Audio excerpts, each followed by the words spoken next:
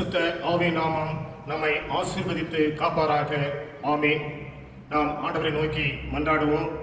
திரியேக பராபரனாகிய கர்த்தாவே, தேவனுடைய மேய்ச்சலின் ஆடுகளாகிய நாங்கள் உம்மை வணங்கி போற்றி உமது திருவார்த்தையை கேட்டிருந்த கிருபையும் ஆசீர்வாதத்தையும் பெறும்படி இங்கே கூடியிருக்கிறோம். கர்த்தாவே, நாங்கள் உமது திருவார்த்தையை ஆவலோடு கேட்டு அதன் வழியாக ஆத்தும பலம் பெற்று எங்கள் வாழ்க்கையை உமது நாமம் மகிழ்ப்படும்படி நடக்க பரிசுத்த ஆவியாரை கொண்டு எங்களுக்கு துணை சேரல வேண்டும் என்று எங்கள் மீட்பரும் இரட்சகருமாகிய இயேசு கிறிஸ்து வழியாய் வேண்டிக் கொள்ளுகின்றோம். எங்கள் ஜீவனுள்ள நல்ல பிதாவே, ஆமென். ஆண்டவரின் திருப்பெயருக்கு மகிமை உண்டாக 252 ஞானப்பாட்டை பாடுவோம். ஞானப்பாட்டு எண் 252. கலித்து பாடு தேவ இரக்கத்தை, நன்றாய் கொண்டாடு மெய் சபையே, உன்னை வரவழைத்து தயவாக தேடினோர் அன்பை துதிப்பாயாக. தேடினோர் அன்பை துதிப்பாயாக.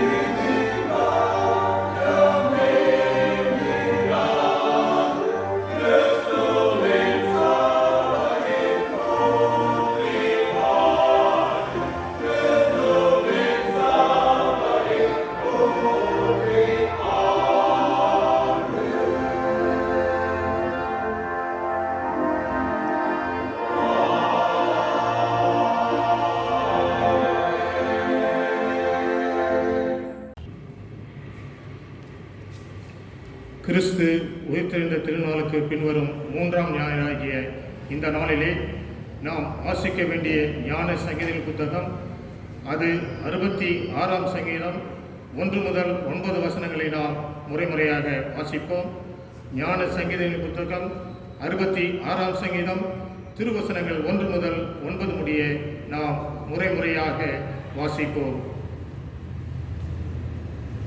பூமியின் குடிகளே, நீங்கள் எல்லாரும் தேவனுக்கு முன்பாக கம்பீரமாய் பாடுங்கள்.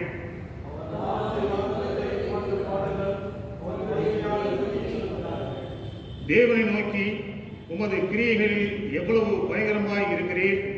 உமது மகத்துவமான வல்லமை நிமித்தம் உம்முடைய சத்துருக்கள் உமக்கு இச்சகம் பேசி அடங்குவார்கள்.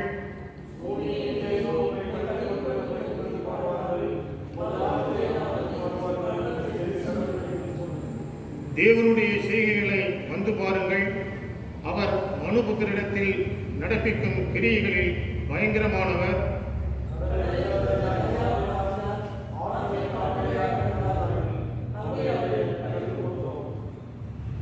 அவர் நம்முடைய வல்லமையினால் என்றென்றைக்கும் அரசாளுகிறார்.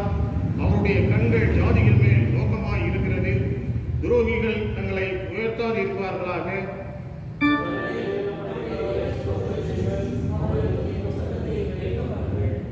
அவர் நம்முடைய கால்களை தள்ளாட ஓட்டாமல் நம்முடைய ஆத்துமாவை உயிரோடே வைக்கிறார்.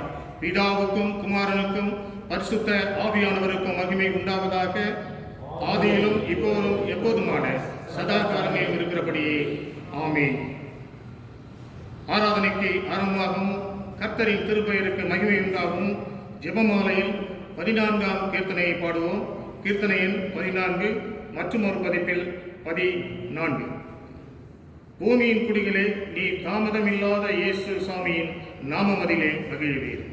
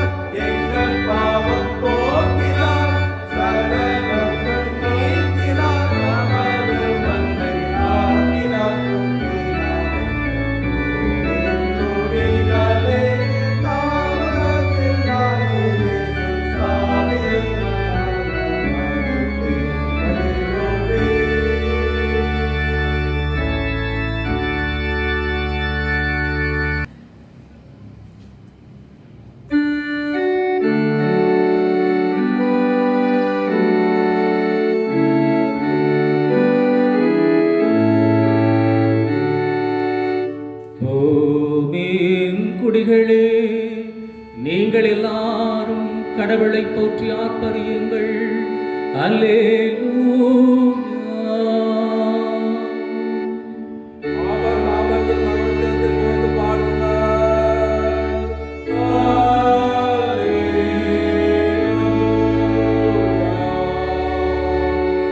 வாருங்கள், கடவுளின் செயல்களை பாருங்கள்.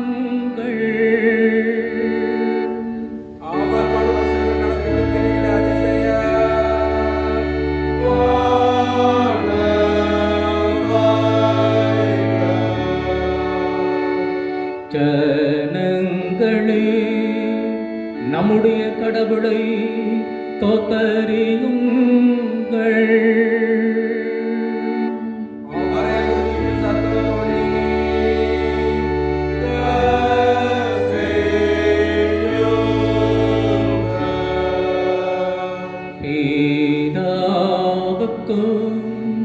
குமாரனுக்கும் பரிசுத்த ஆவியானவருக்கும் மகிமை உண்டாவதாக.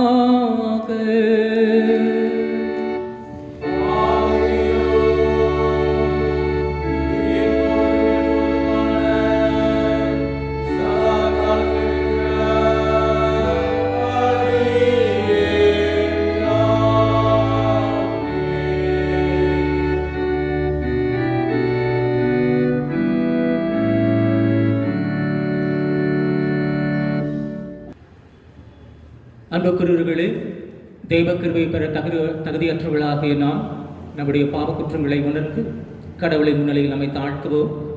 அவருடைய சகாயத்தையும் மன்னிப்பையும் பெற்றுக்கொள்ள நம் ஆயக்காரனைப் போல கடவுளே பாவிகளாக எங்களுக்கு இறங்கிய வரலும் என்று சொல்லி நாம் உலகாட்படுகின்ற கர்த்தரை நோக்கி நாம் மன்றாடுவோம். வாருங்கள்.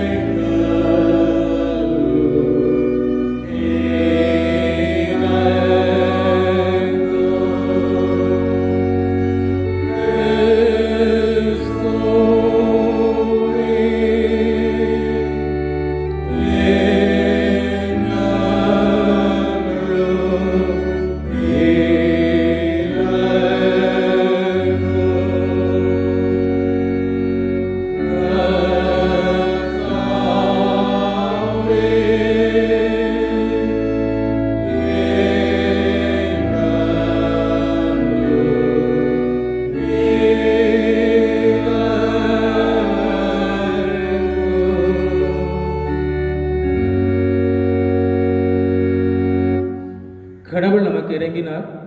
அவர் தம்முடைய ஒரே பேரான குமாரரிடம் விசுவாசம் கொள்ளுகிற எவரும் கெட்டழிந்து போகாமல் நித்திய வாழ்வை பெறும்படி அவரை தந்தளினார். இந்த அளவுக்கு அவர் உலகத்தின் மீது அன்பு கூர்ந்த ஆண்டவராக இருக்கின்றார். அவருடைய திருப்புகளை நாம் யாவரும் எழுந்து நின்று முதலாவது ஞானப்பாடல் வாயிலாக அவருடைய திருப்புகளை ஸ்தோத்தரிப்போம். வாருங்கள்.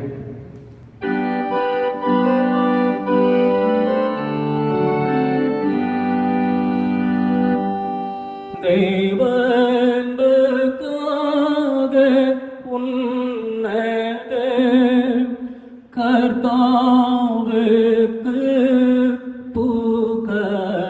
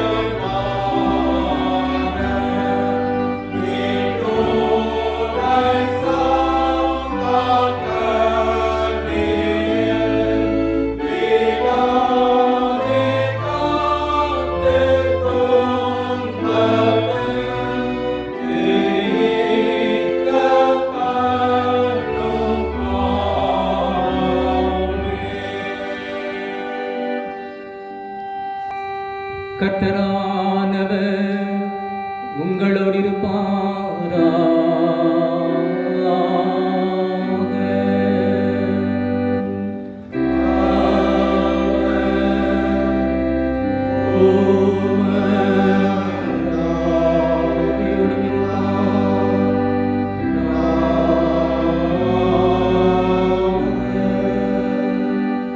வேண்டுதல் செய்வோமாக. சகலத்தையும் படைத்த கடவுளே, வழிதப்பினவர்கள் நேர்வழியில் திரும்பி வரும்படி சத்தியத்தின் வழியை காட்டுகின்ற பராபரனே, கிறிஸ்து மார்க்கத்தின் ஐக்கியத்தில் சேர்க்கப்பட்ட யாவரும் தங்கள் மார்க்கத்திற்கு ஏற்காதவர்களை அருவருத்து விட்டுவிடவும் அதற்கேற்ற யாவையும் பின்பற்றி நடக்கவும் கிருபை செய்தருள வேண்டும் என்று மோடும் பரிசுத்தாவியோடும் என்றென்றைக்கும் ஜீவ தரசாழுகின்ற எங்கள் நாதர் இயேசு கிறிஸ்துவின் மூலமா உம்மை வேண்டிக் கொள்ளுகின்றோம்.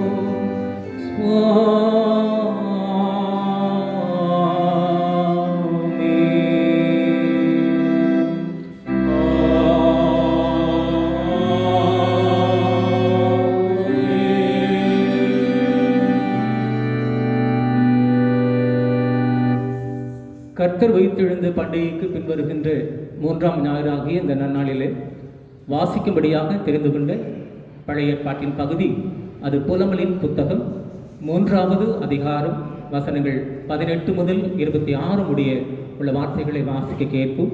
புலம்பல் தீர்க்கதரிசியின் புத்தகம் 3வது அதிகாரம் வசனங்கள் 18 முதல் 26 முடிய உள்ள வார்த்தையை வாசிக்க கேட்போம். புலம்பல் தீர்க்கதரிசியின் புத்தகம் 3ஆம் அதிகாரம் வசனங்கள் 18 தொடங்கி 26 வரையுள்ள வசனங்கள். என் பலனும் நான் கர்த்தருக்கு காத்திருந்த நம்பிக்கையும் அழிந்து போயிற்று என்றேன். எட்டியும் பிச்சியுமாகிய என் சிறுமையையும் என் தவிப்பையும் நினைத்தருளும். என் ஆத்துமா அவைகளை நினைத்து நினைத்து எனக்குள் முறிந்து போகிறது. இதை என் மனதிலே வைத்து நம்பிக்கை கொண்டிருப்பேன். நாம் நிர்மூலமாகாதிருக்கிறது கர்த்தருடைய கிருபையே. அவருடைய இரக்கங்களுக்கு முடிவில்லை. அவைகள் காலைதோறும் புதியவைகள். உமது உண்மை பெரிதாயிருக்கிறது. கர்த்தர் என் பங்கு என்று என் ஆத்துமா சொல்லும். ஆகையால் அவரிடத்தில் நம்பிக்கை கொண்டிருப்பேன். தமக்கு காத்திருக்கிறவர்களுக்கும் தம்மை தேடுகிற ஆத்துமாவுக்கும் கர்த்தர் நல்லவர். கர்த்தருடைய இரட்சிப்புக்கு நம்பிக்கையோடு காத்திருக்கிறது நல்லது. வாசிக்க தெரிந்து கொண்டு பழைய ஏற்பாட்டின் பகுதியானது வாசித்து முடிந்தாயிற்று. கடவுள் தந்த வார்த்தைகளை ஆசீர்வதிப்பதாக நம் அனைவரும் சேர்ந்து சொல்லுவோம். மகிமையுள்ள கடவுளே நீர் பரிசுத்தர், வல்லமையுள்ள கடவுளே நீர் பரிசுத்தர், என்றென்றும் உள்ள கடவுளே நீர் பரிசுத்தர். ஆமென். இன்றைய நாளுக்காக கொடுக்கப்பட்ட நிருப வாக்கியத்தையும் நாம் வாசிக்க இதையும் நாம் கவனமாக கேட்போம். அப்போஸ்தலனாகிய பவுல் பேதுருவுக்கு எழுதின 1வது நிருபம் அதிகாரம் 2 வசனங்கள் 11 முதல் 17 முடிய. 1 பேதுருவின் புத்தகம் அதிகாரம் 2 வசனங்கள் 11 முதல் 17 முடிய. 1 பேதுரு 2ஆம் அதிகாரம் வசனங்கள் 11 முதல் 17 முடிய. பிரியமானவர்களே, அந்நியர்களும் வதேசிகளுமாய் இருக்கிற நீங்கள் ஆத்மாவுக்கு விரோதமாய் போர் செய்கிற மாம்ச இச்சைகளை விட்டு விலகி, புறஜாதிகள் உங்களை அக்கிரமக்காரர் என்று விரோதமாய் பேசும் விஷயத்தில் அவர்கள் உங்கள் நற்கிரிகளை கண்டு அவற்றின் நிமித்தம் சந்திப்பின் நாளிலே தேவனை மகிமைப்படுத்தும்படி நீங்கள் அவர்களுக்குள்ளே நல் நடக்கை உள்ளவர்களாய் நடந்து கொள்ளுங்கள் என்று உங்களுக்கு புத்தி சொல்லுகிறேன்.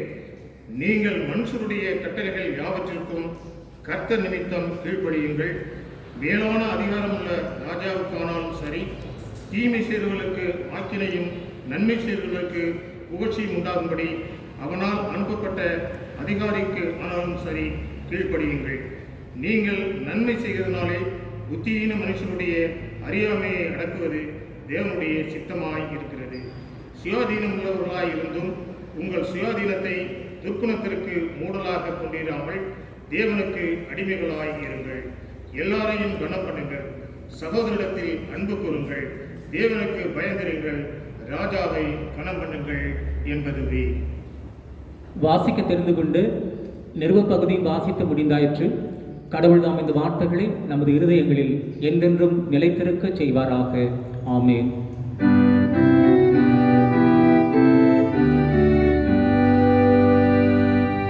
இமைப்பொழுது உன்னை கைவிட்டே, எனினும் மிகுந்த இரக்கத்தினால் உன்னை சேர்த்துக் கொள்ளுவேன், நித்திய கிருபையுடன் உனக்கு இறங்குவேன் என்று உன் மீட்பராகிய கர்த்தர் சொல்லுகின்றார்.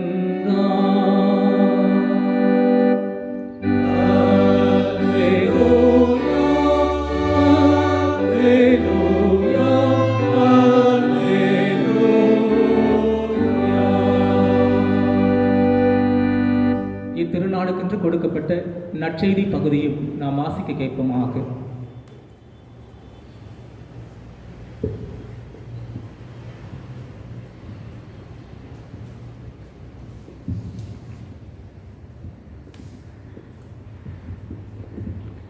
இன்றைய நாளுக்கென்று தெரிந்து கொள்ளப்பட்டிருக்கின்ற நற்செய்தி பகுதி பரிசுத்த யோவான் எழுதின நற்செய்தி நூல் 16ஆம் அதிகாரம் வசனங்கள் 16 தொடங்கி 22 வரை உள்ள வசனங்களை வாசிக்க கேட்போம்.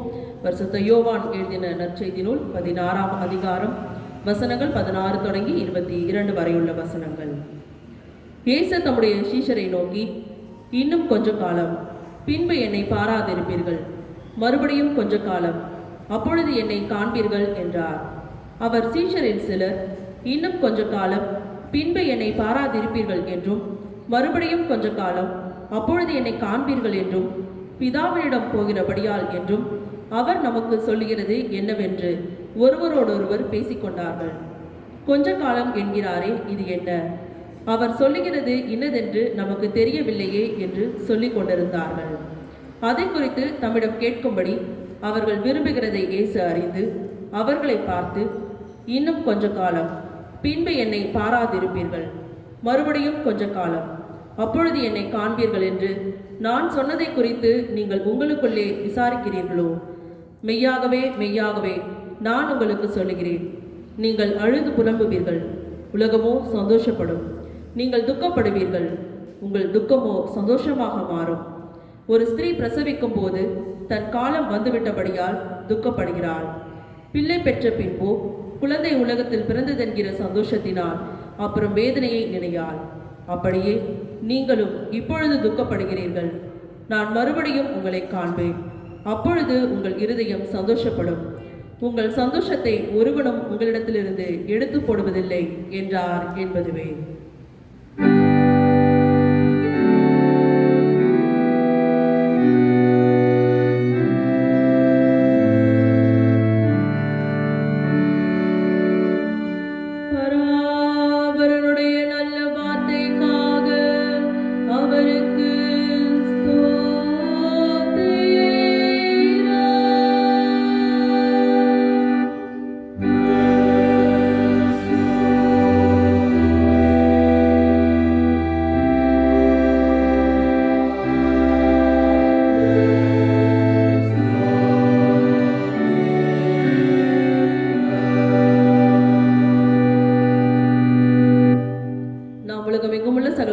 திருச்சபைகளோடும் கிறிஸ்தவ விசுவாசிகளோடும் ஐக்கியப்பட்டவர்களாய் நம்முடைய விசுவாசத்தை நிசையா விசுவாச பிரமாணம் வழியாக சேர்ந்து அறிக்கை செய்வோம்.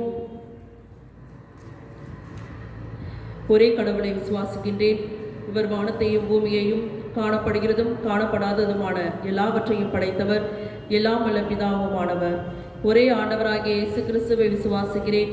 இவர் கடவுளுடைய ஒரே பேரான குமாரன், எல்லா காலங்களுக்கு முன்பே பிதாவினின்று பிறந்தவர், உண்டாக்கப்பட்டவர் அல்ல, பிறந்தவரே. கடவுளின் என்று கடவுள், ஜோதியின் என்று ஜோதி, மெய்யான கடவுளின் என்றும் மெய்யான கடவுள், பிதாவோடு ஏகவஸ்துவானவர். இவரை கொண்டு எல்லாம் உண்டாயின. இவர் மனிதராகிய நமக்காகவும் நமது இரட்சிப்பிற்காகவும் பரலோகத்திலிருந்து இறங்கி பரிசுத்த ஆவியினால் கன்னிமரியாளிடத்தில் பிறந்து மனிதனானார். பொது பிலாதுவின் கீழ் நமக்காக சிலுவையில் அறையுண்டு மரித்தடக்கம் செய்யப்பட்டார். வேத வாக்கியங்களின்படியே 3ஆம் நாள் உயிர்த்தெழுந்தார். பரலோகத்திற்கு ஏறி பிதாவின் வலப்பக்கத்தில் விற்றிருக்கிறார்.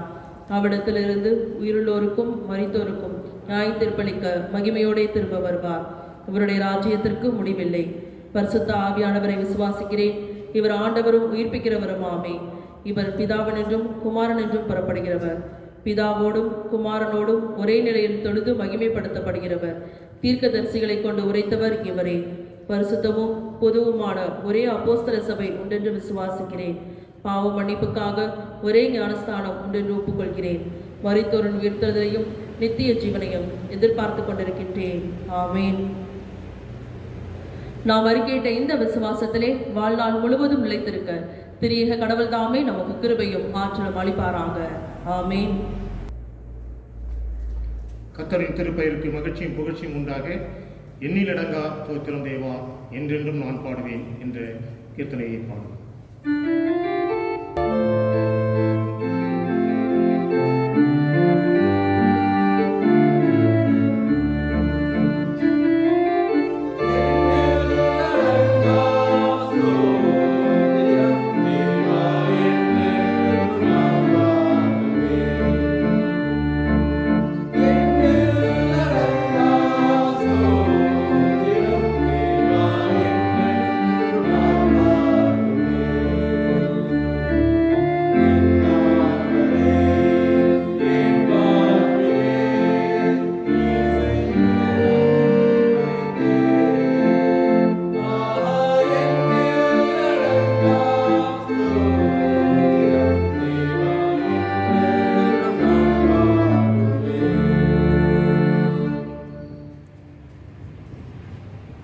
பிரியமானவர்களே, இந்த புதிய மாதத்தினுடைய இந்த வாரத்தில் தங்களது பிறந்த நாளையும் தங்களது புதிய மனநாளையும் அனுசரிக்கின்ற ஒரு பிள்ளைகளுக்காக நாம் கர்த்தரை நோக்கி மன்றாடும்படியாக இருக்கின்றோம். கடவுள்தாமே இந்த பிள்ளைகளை அதிகமாக ஆசீர்வதிப்பாராக. வேதம் சொல்லுகிறது, கர்த்தர் எனக்கு செய்த எல்லா உபகாரங்களுக்காகவும் நான் எண்ணத்தை செலுத்துவேன்.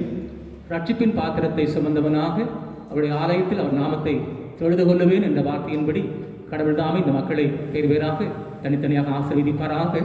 நாம் இந்த மக்களுக்காக நம் கர்த்தரை நோக்கி நாம் ஜெபம் செய்வோம். எல்லா நல்லீவுகளுக்கும் ஆசீர்வாதங்களுக்கும் நிறைவாக இருக்கின்ற அன்பு நிறைந்த கடவுளே, சகலத்தையும் படைத்து உருவாக்கினவரே, நன்றியோடு ஸ்தோத்தரிக்கின்றோம். இந்த வாரத்திலே தங்களது புதிய பிறந்த நாளை அனுசரிக்கிற அன்பு மக்களுக்காக, பெரியவர்களுக்காக, குழந்தைகளுக்காக நன்றியோடு ஸ்தோத்தரிக்கின்றோம். எங்களை படைத்து உருவாக்கின நான் முதல் கொண்டு எங்களை நீ தூக்கி சுமந்து இதுகாரும் பாதுகாத்து வருகின்றவரே, நன்றியோடு கூட ஸ்தோத்தரிக்கிறோம். நான் உங்களை நீடித்த நாட்களால் திருப்தியாக்கி என் ரட்சிப்பை நான் உங்களுக்கு காண்பிப்பேன் என்று சொன்னவர். இஸ்ரவேலை ஆசீர்வதிப்பது எனக்கு பிரியமாம என்று சொன்ன கடவுளே, இந்த அறிவு மக்களை நீ பேர்வீராக ஆசீர்வதிக்கும்படியாக உடைய திருக்கரத்தில் தாமே ஒப்புக் கொடுக்கின்றோம். அதுபோல புதிய மனநாளை காண்கிற அன்பு தம்பதிகளுக்காக ஸ்தோத்தரிக்கின்றோம்.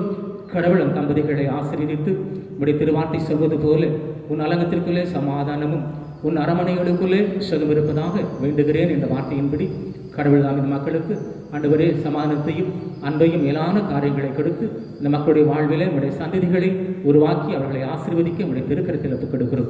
இதுகாரும் காத்த உடைய திருக்கரங்கள் தொடர்ந்து அந்த மக்களை வழி நடத்திட்டோம். அதுபோல தங்களுடைய இல்லங்களிலே சுகவீனமாக இருக்கின்ற மக்களுக்காக நாங்கள் செபிக்கின்றோம்.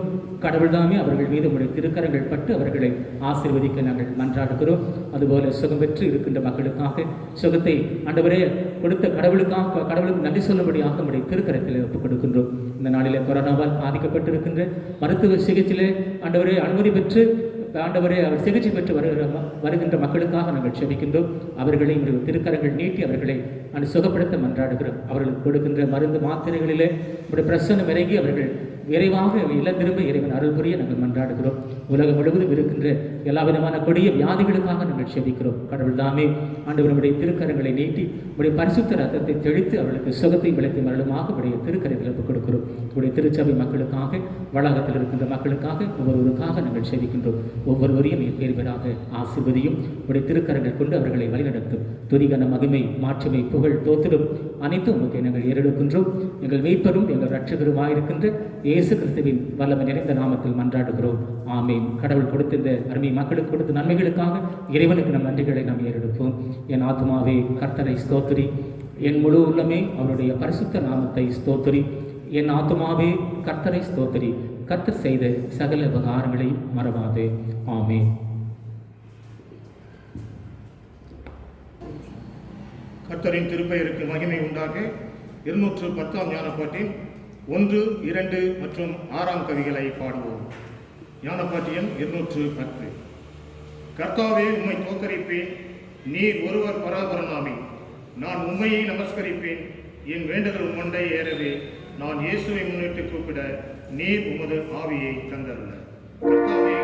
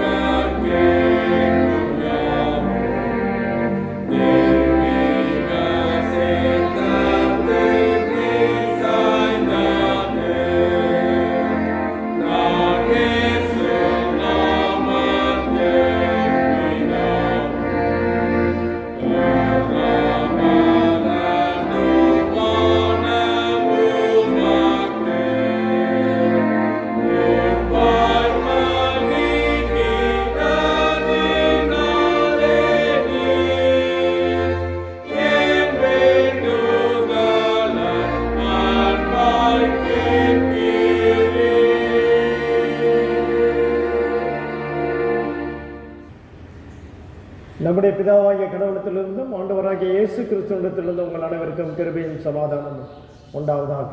ஆமேன். நாம் ஜெபம் செய்வோம். வாரும் பரிசுத்த ஆவியானவரே, பற்பல மொழிகள் மூலமாய் பற்பல நாட்டினரை நீர் அனைவரையும் ஒரே ஐக்கியத்திற்குள் நீர் கூட்டி சேர்த்துக்கிற தேவரே, ஆண்டவரே, இந்த நாளிலும் எங்களை எல்லாரையும் ஒன்று கூட்டி உம்முடைய சத்தியத்திலே எங்களை வழிநடத்த வேண்டுமா நாங்கள் ஜெபிக்கிறோம். உம்முடைய வசனமே சத்தியம் சுவாமியே. ஆமேன். கிறிஸ்து இயேசுக்குள் அருமையானவர்களே, இந்த நாளிலும் நம்முடைய திருச்சபையிலே கொடுக்கப்பட்டுள்ள திருமறை பகுதி, அது சற்று முன்பு பீடத்தண்டிலே வாசிக்க கேட்ட பரிசுத்த யோவான் எழுதின சுவிசேஷம் 16ஆம் அதிகாரம் வசனங்கள் 16 முதல் 22 வரை. யோவான் 16ஆம் அதிகாரம் வசனங்கள் 16 முதல் 22 வரை. நாம் ஏற்கனவே இதை வாசித்ததினாலே அதை நாம் அதன் பேரிலே தியானம் செய்வோம். இன்றைக்கு பெயர் ஜூபிலிட்டே, மேக் எ ஜாய்ஃபுல் நாய்ஸ், கம்பீரிங்கள் அல்லது ஆர்ப்பரிங்கள் என்று பாடு பொருளாகும். துயரம் மகிழ்ச்சியாக மாறும். துக்கங்கள் எல்லாம் தற்காலம்தான், மகிழ்ச்சி தான் நிலையானது என்பதை வெளிப்படுத்துகிற சத்தியமாகும். துன்பத்தில் மத்தியிலும் உனக்கு இன்பம் உண்டு, அதை இன்பம் அளிப்பவர் ஆண்டவராகிய இயேசு கிறிஸ்து. இன்றைக்குரிய ஆரம்ப வாக்கியம் நாம் பாடினோம். அதில் சங்கீதம் 66 பார்க்கின்ற பொழுது மிக தெளிவான அந்த சத்தியங்களை சொல்லுகிறதை பார்க்கிறோம். ஏன் ஆர்ப்பரிக்க வேண்டும் என்று, கடவுளை போற்றி ஆர்ப்பரியுங்கள் என்று சொல்லுகிறதை பார்க்கிறோம். பூமியின் குடிகளே, நீங்கள் எல்லாரும் கடவுளை போற்றி ஆர்ப்பரியுங்கள். ஏன் ஆர்ப்பரிக்க வேண்டும் என்பதை நீங்கள் தொடர்ந்து அந்த சங்கீத பகுதியை வாசிப்பீர்கள் என்றால் நமக்கு மிகவும் நன்றாக தெரியும். நாம் எப்பொழுது ஆர்ப்பரிப்போம், எப்பொழுது மகிழ்ச்சியாக இருப்போம், எப்பொழுது சந்தோஷமாய் பாடுவோம், களிப்பாய் இருப்போம் என்று நாம் நினைப்போமானால் நமக்கு சாதகமாய் காரியங்கள் நடக்கின்ற பொழுது அது நமக்கு மகிழ்ச்சியாக இருப்போம், அப்பொழுது ஆர்ப்பரிப்போம். இந்த ஆர்ப்பரிப்பு, சந்தோஷம், மகிழ்ச்சி, களிப்பு என்பது ஒரு தெய்வீக பண்பு. அது சூழ்நிலைக்கு அப்பாற்பட்டது. ஆவியின் கனிகளில் ஒன்று சந்தோஷமாகும். இந்த கனியின் பலனை அனுபவிக்க சிரத்தை எடுக்க வேண்டும். என்ன சிரமம் எடுக்க வேண்டும் இந்த கனியை என்றால், உதாரணமாக ஒரு செடியை நாம் கனியை எதிர்பார்க்க வேண்டும் என்றால் அதற்கும் பல ஏற்பாடுகள் செய்ய வேண்டும். நேரம், பொறுமை, கடின உழைப்பு இவைகள் எல்லாம் தேவை. அப்பொழுது தான் கனி கிடைக்க முடியும். கனி என்பது ஒரு ரெடிமேட் அல்லது இன்ஸ்டன்ட் சமையல் போன்றது அல்ல. அது சீதோஷண நிலையை, பூச்சிகள், வண்டுகள், சில சமயத்தில் கடினமான மண் தன்மை, பாதுகாப்பற்ற நிலைமை போன்றவைகளை கடந்து தான் அந்த செடியை பக்குவப்படுத்துகின்ற போது கனியாக, அது நல்ல கனியாக கொடுக்கும், ருசி உள்ளதாக இருக்கும் என்பதை பார்க்கிறோம்.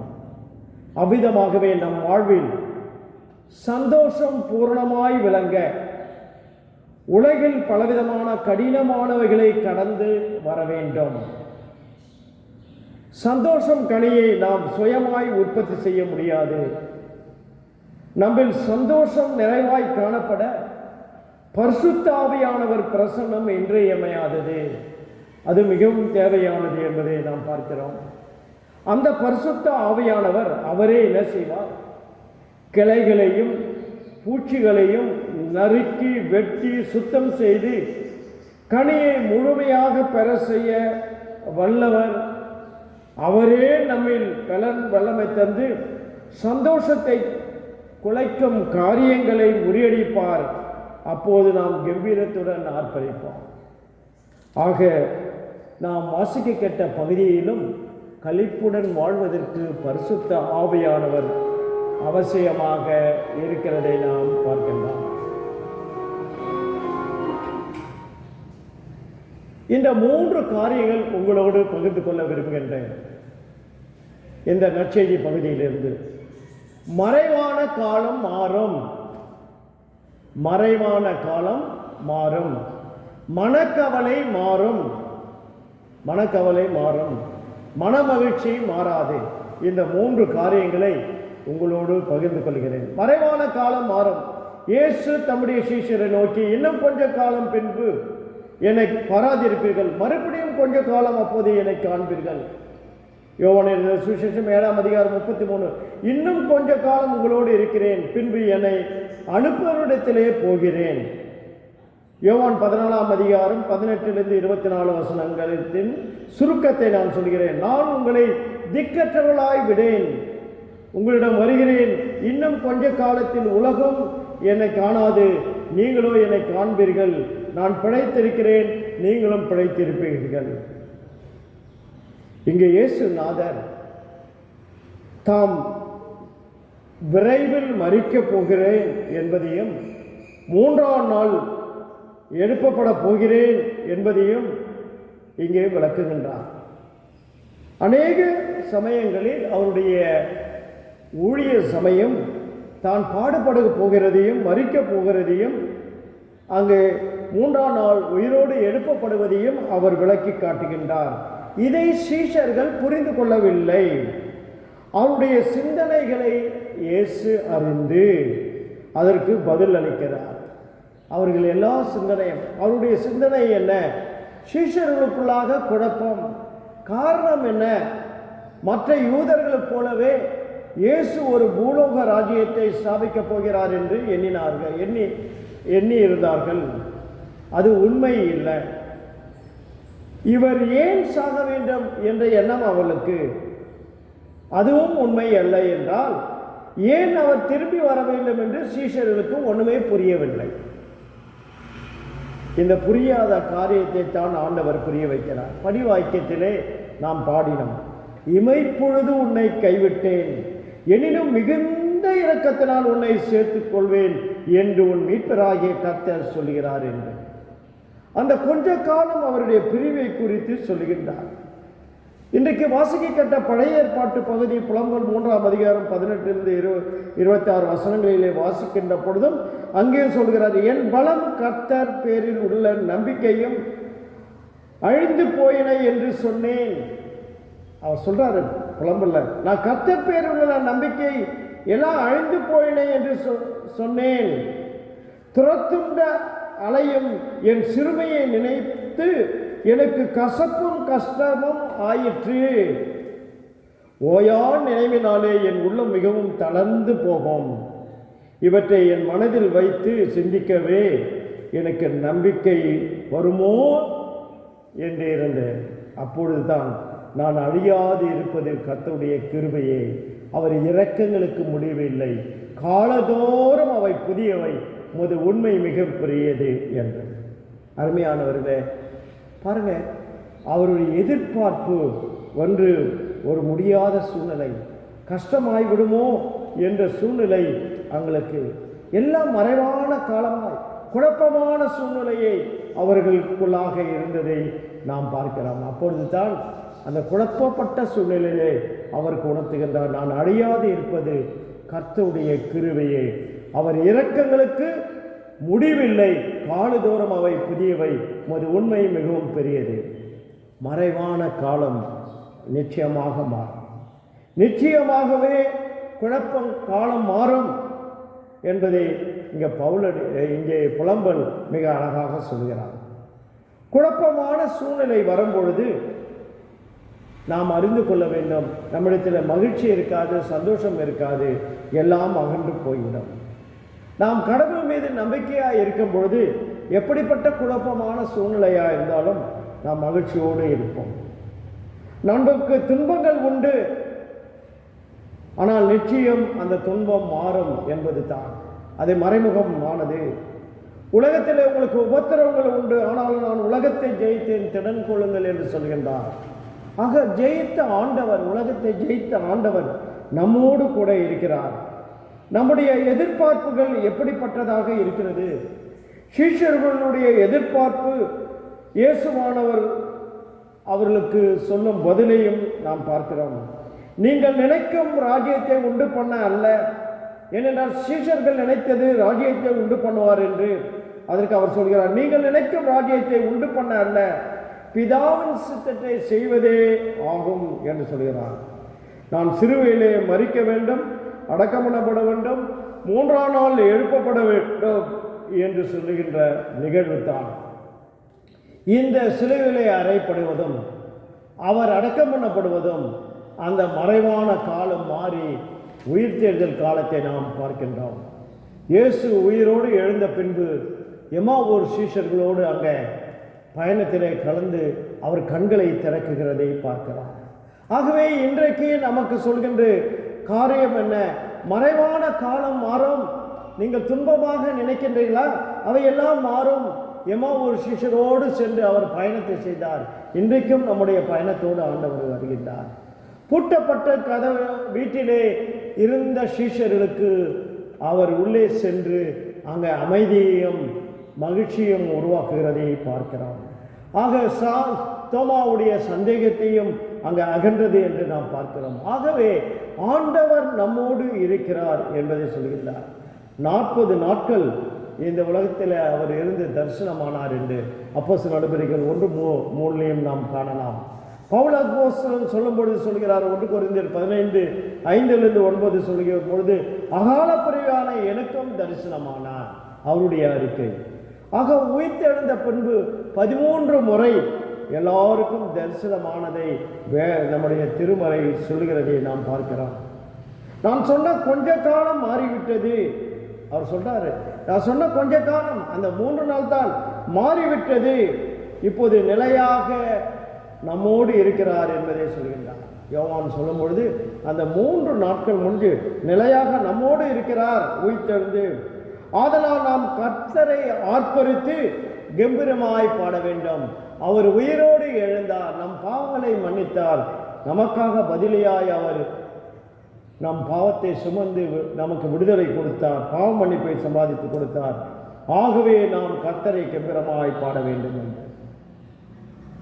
ஒரு சமயத்தில் ஒரு வயதான அம்மா அவங்க அதிகமாய் வேதனைப்பட்டிருந்த சமயத்தில் அவர்களை அடிக்கடி பாஸ்டர் அவர்கள் தொலைபேசி மூலமாகவும் வீட்டிற்கு சென்றும் ஜெபிப்பது உண்டு. ஒரு நாள் அந்த வயதான அம்மா போதகரிடம் சென்று, ஐயா எனக்கு துக்கமே இல்லை என்றார். கர்த்தர் அருமையாக ராபின் பறவை எனக்கு உற்சாகம் ஊட்டத்தக்கதாக தந்திருக்கின்றார். அந்த பறவை என் ஜன்னல் வெளியே அமர்ந்து பாடுகிறது. காலை நேரங்களிலும் நான் இங்கே படுத்திருக்கும் வேளையிலும் அது அழகாக கவிதை பாட்டு பாடுவது போல பாடுகிறது. அது எனக்கு புல்லெரிப்போடு இருக்கின்றன. இட்ஸ் ஸ்கிராண்டட் மீ என்று சொல்கின்றார். பின்னர் அவர்கள் மெலிந்த முகத்தில் புன்னகையோவாக அவர் கூறுகின்றார், அந்த பறவை நானும் நேசிக்கிறேன். ஏனென்றால் புயல் காற்று, மழை மற்றும் எந்த சூழ்நிலையிலும் விடாமல் ராபின் பறவை பாடுகிறது. மற்ற பறவை எல்லாம் காற்று அடித்த உடனே அமைதியாகின்றன. இதுதான் ராபின் பறவையினுடைய விசேஷித்த குணம். மழையிலும் பாடும், காற்றிலும் பாடும், கடும் குளிரிலும் பாடக்கூடிய பறவை இதுதான். இப்படித்தான் நான் கிறிஸ்துவோடு இருக்கின்றேன் என்று சொல்லி கிறிஸ்தவரும் இருப்பார்கள் என்று சொல்கின்றார். கிறிஸ்துவோடு இருக்கும் கிறிஸ்தவர்கள் இருப்பார்கள். வெயில் அடிக்கும் சமயமும் யார் வேண்டுமென்றாலும் பாடலாம். அதே போல சுகபோகத்தில் உள்ளவர்கள் இயேசுவை துதிக்கலாம். ஆனால் உள்ளான கர்த்தரின் சந்தோஷம் என்னுடன் இருப்பதால் மேக மந்தாரம், புயல் மழை, சோர்வு, துயரம் நேரங்கள் நான் மழையிலும் பாடுவேன், ராபின் பறவை போல இருக்கிறேன் என்று அவர் சொன்னார். நாம் எப்படி இருக்கின்றோம் இந்த நாளில் சிந்திக்க அழைக்கப்படுகிறோம். நம்முடைய வாழ்க்கை திருப்தி அற்ற நிலையில் நாம் வாழும்பொழுது கர்த்தர் நம்மோடு மறைவாக இருக்கின்றார் என்பதை நாம் உணர முடிகின்றன. காரணம், நம்முடைய எதிர்பார்ப்புகள் நிறைவேற வேண்டும் என்பதே நம்முடைய எண்ணங்கள். எதிர்பார்ப்புகள் நிறைவேறாத பட்சத்தில் வெறுமை உணர்வு ஏற்படுகிறது. இதனால் கவலைகள் உண்டாகிறது. கர்த்தர் என்னை மறந்துவிட்டாரோ என்று கேள்வியும் எழுகிறது. கர்த்தர் மறக்கிறவர் அல்ல, கர்த்தர் மறைவானவர் அல்ல. அவர் நம் மறைவானவைகளை எல்லாவற்றையும் களைந்து எழுந்து அவர் நம்மோடு இருக்கிறார். அநேக வாக்குத்தத்தங்கள் நமக்கு கொடுத்திருக்கிறார். ஆக எல்லா மறைவான காலங்களும் மாறி சந்தோஷமான காலங்களை ஆண்டவர் அருள்கின்றவராயிருக்கிறார். ஆக நாம் கம்பீரிக்க வேண்டும் என்று. இரண்டாவதாக மனக்கவலை மாறும். 20-21 பார்க்கிறோம். மெய்யாகவே மெய்யாக நான் உங்களுக்கு சொல்கிறேன், நீங்கள் அழுது புலம்புவீர்கள், உலகமோ சந்தோஷப்படும். நீங்கள் துக்கப்படுகிறீர்கள், உங்கள் துக்கமோ சந்தோஷமாக மாறும் என்று இவ்வாண்டினுடைய வழிகாட்டி வசனமாக நாம் பார்க்கும்பொழுது, கர்த்தரை பற்றி பயத்தோடு இருக்கின்ற பொழுது, எப்பொழுது இருக்கின்ற பொழுது நாம் நம்முடைய வருங்காலம் வளமுனதாய் இருக்கும் என்றும், நிச்சயமாகவே அதற்கு முடிவு என்றும், உன் நம்பிக்கை வீண் போகாது என்றும் நீதிமொழிகள் 23 நாம் 17 பிற்பகுதியும் 18 நாம் பார்த்தோம். கர்த்தரை பற்றி பயத்தோடு நாம் வாழும் பொழுது ஆண்டவர் நமக்கு மகிழ்ச்சியை தருகின்றவராக இருக்கிறார், வளமுள்ள காலங்களை தருகிறவராக இருக்கிறார். நிச்சயமாக முடிவு உண்டு என்பதையும் தருகிறார். நம்முடைய நம்பிக்கை வீண் போகாது என்று சொல்கின்றார். இந்த கொரோனா காலத்திலும் சரி, பல்வேறு சூழ்நிலைகளை பயந்து வாழ்ந்து கொண்டிருக்கிற நமக்கு இந்த வாக்குத்தத்தம் மறுபடியுமாக நமக்கு சொல்கிறது, எல்லாவற்றுக்கும் முடிவு உண்டு. கர்த்தரை பற்றி பயத்தோடு நாம் வாழ அழைக்கப்படுகின்றார். சீஷர்கள் கவலையோடு இருந்தார்கள். அவர்களுக்கு சந்தோஷம் அளிக்கும் வண்ணமாய் ஆண்டவர் அங்கே உள்ளே சென்று சமாதானம் சொல்லி அவரை தம்மை வெளிப்படுத்தி அவருடைய சந்தேகத்தை போக்கி அவருடைய கவலைகளை எல்லாம் போக்கி அங்கே மகிழ்ச்சியை உருவாக்குகின்றதை நாம் பார்க்கிறோம். இயேசு கிறிஸ்து சிலுவை சுமந்து செல்லும் பொழுதும் கூட ஜனங்கள் எல்லாரும் அவருக்கு முன்பாக இருந்து மாரடித்து அழுது இருக்கின்ற பெண்களை பார்த்து ஆண்டவர் சொன்னார், அம்மா எனக்காக அழாதீங்கம்மா, உங்களுக்காகவும் உங்கள் பிள்ளைகளுக்காகவும் அழுங்கள் என்று. சீஷர்களும் கதவை பூட்டி பயந்திருந்த சமயத்திலும் அவருடைய மனக்கவலையை ஆண்டவர் போக்கிறதை பார்க்கிறோம். எப்பொழுது எல்லாம் அவர்கள் துக்கமாக இருந்தார்களோ அப்பொழுது எல்லாம் அவர்களுக்கு அவர் பிரசன்னமானார் என்று பார்க்கிறோம். நாம் நம்முடைய துக்கம் மாற வேண்டும் என்றால் ஆண்டவர் சொன்ன வாக்குத்தத்தங்களை நம் எப்பொழுதும் மனம் முன் வைக்க வேண்டும், நம் உள்ளத்திலே வைக்க வேண்டும். இயேசு கிறிஸ்துவின் மரணம் அவர்களுக்கு துக்கத்தை வருவித்தது, ஆனால் அவருடைய உயிர்த்தெழுதல் அவர்களுக்கு சந்தோஷத்தை உண்டாகினது. இன்றைக்கு துக்கம் தேவையே இல்லை, நமக்கு கவலையே தேவையில்லை. ஏன் என்றால் அவர் உயிர்த்தெழுந்த ஆண்டவர். நாம் விரும்புகின்றதை நிறைவேறாத பட்சத்திலே தான் நாம் அதிகமாக கவலைப்படுகிறோம். ஆண்டவருடைய சித்தத்துக்கு நம்மை ஒப்புக் கொடுக்க அழைக்கப்படுகின்றோம். சீஷருடைய மனக்கவலையை மாற்றின ஆண்டவர் நம்முடைய மனக்கவலையை மாற்றக்கூடாது. நாயின் ஒரு விதவையினுடைய மனக்கவலையை மாற்றின ஆண்டவர் நம்முடைய மனக்கவலையை மாற்றக்கூடியவராக இருக்கிறார். இயேசுவிடம் வந்த அத்தனை பேரும் அவருடைய மனக்கவலைகளை எல்லாம் மாற்றி அவரை அனுப்பினார் என்று பார்க்கிறோம். ஒரு தாய் தேற்றுவது போல அங்கே தேற்றி அனுப்புகிறதை பார்க்கிறோம். எதுவுமே இந்த உலகத்திலே அன்னை தெரசா சொல்லும்பொழுது சொல்கிறாங்க, எதுவுமே நிரந்தரம் இல்லாத உலகில் உங்கள் கஷ்டங்கள் மட்டும் எப்படி நிரந்தரம் ஆகும் என்று சொல்கிறாங்க. எதுவுமே நிரந்தரம் இல்லாத உலகில் உங்கள் கஷ்டம் மட்டும் எப்படி நிரந்தரமாகும்? கவலையை விடுவீங்கள், வாழ்க்கையை முதலில் வாழ தொடங்குங்கள் என்று சொல்லி அன்னை தெரசா அவர்கள் மிக அறிவிக்கப்படுகின்றார். நாளை குறித்து கவலைப்படாதீர்கள், இன்றைக்கு ஆசீர்வாதங்கள், நாளை குறித்து கவலைப்பட்டால் இன்றைக்கு ஆசீர்வாதங்களை நீங்கள் இழந்து போய்விடுவீர்கள் என்றும் சொல்கின்றார்கள். ஆகவே நாம் கவலைப்பட வேண்டியதில்லை என்று இன்றைக்கு சொல்கின்றார். மனக்கவலை மாறம் என்று. அதே போல அங்கே சொல்கின்ற கன்ஃபூசியஸ் என்ற ஒரு அருமையான விசுவாசி சொல்கின்ற பொழுது, நீ ஒழுக்கம் உள்ளவனாக இருந்தால் கவலை வராது, நீ ஒழுக்கம் உள்ளவனாக இருந்தால் கவலை வராது, நீ அறிவாளியாக இருந்தால் குழப்பம் வராது, நீ அறிவாளியாக இருந்தால் குழப்பம் வராது, நீ துணிவுள்ளவனாக இருந்தால் அச்சம் வராது என்று சொல்கின்றார். இந்த சீஷர்களுக்கு இந்த பயத்தை நீக்கின ஆண்டவர் இதைத்தான் சொல்லுகின்றதை பார்க்கிறோம். பயத்தை நீக்குகின்ற ஆண்டவராக இருக்கிறார் என்பதை நாம் பார்க்கிறோம். பயம் அங்கே மனக்கவலை எல்லாம் மாறும் என்பதை, மனக்கவலை மாற ஆண்டவருடைய வசனம் நமக்கு துணையாக இருக்கிறது. ஒரு தாயார் லண்டன் மாநகரத்தில் உள்ள ஒரு குறிப்பிட்ட ரயில் நிலையத்தில் அடிக்கடி அவங்க கடந்து போவாங்க. அப்போ அந்த ஸ்டேஷனில் பணியாற்றி இருந்த டிக்கெட் கலெக்டர் அவரை ஒரு நாள் நிறுத்தி, தினமும் பார்க்கிறவர், ஒரு நாள் நிறுத்தி, அம்மா நான் உங்களுக்கு நன்றி சொல்ல வேண்டும் என்றார். அந்த அம்மா, நான் என்ன செய்தேன், என்ன விஷயம் என்று அவர்களை கேட்டார்கள். அப்பொழுது அந்த அம்மா சொன்னாங்க, அந்த நபர் சொன்னார், ரொம்ப அம்மா நீங்கள் டெய்லி ஒவ்வொரு முறையும் டெய்லி இந்த இடத்த கடந்து போகும்போது நானும் இங்கே நிற்கிறேன், நீங்கள் புன்முறிவுகளோடு சிரிச்ச முகத்தோடு குட் மார்னிங் என்று சொல்லிட்டு போகிறீங்க, தவறாமல் சொல்லிட்டு போகிறீங்க ஒவ்வொரு நாளும். அப்போது உங்கள் முகத்தில் இந்த புன்முறைகளும் மகிழ்ச்சியும் பார்க்கின்ற பொழுது இதற்கு காரணம் என்னவாக இருக்கும் என்று தினமும் யோசித்து பார்த்தேன். ஆனால் உங்கள் கரங்களில் வேத புத்தகத்தை நீங்கள் எடுத்து செல்வதை பார்த்தேன். ஆக இந்த வேத புத்தகம் தான் உங்களுக்கு மகிழ்ச்சியை தரக்கூடியது என்று நான் அறிந்தேன். ஆக நான் நிரந்தரமாக சந்தோஷத்துக்கு காரணம் என்ன என்று எண்ணிய நாட்களில் ஒரு நாள் உங்கள் கரங்களில் அந்த வேதாகமத்தை கண்டேன். ஆகவே நான் வேதாகமத்தை வாங்கினேன். அந்த வேதாகமத்தை வாங்கி படிக்க ஆரம்பித்தேன். அங்கே எனக்கு இது சந்தோஷம், இந்த வேதாகமம் என்னை சந்தோஷத்துக்கு கொண்டு செல்லும் என்று வாசித்தேன், தியானித்தேன், படித்தேன், இயேசுவை அறிந்து கொண்டேன். என் வாழ்க்கையிலே அங்கே மகிழ்ச்சியை நான் கண்டேன். ஆக மகிழ்ச்சியை கண்ட என்னுடைய மனக்கவலைகள் எல்லாம் மாறியது. நானும் உங்களைப் போல இந்த பக்கத்தில் வருகிறவர் போகிறவர்கள் எல்லாத்திலும் புன்முறவளோடு அவர்களோடு பேசுகிறேன், அவர்களோடு சந்தோஷமாக பேசுகிறேன். நான் வேலை செய்யும் பொழுதும் சந்தோஷமாக அவர்களோடு இருக்கிறேன்.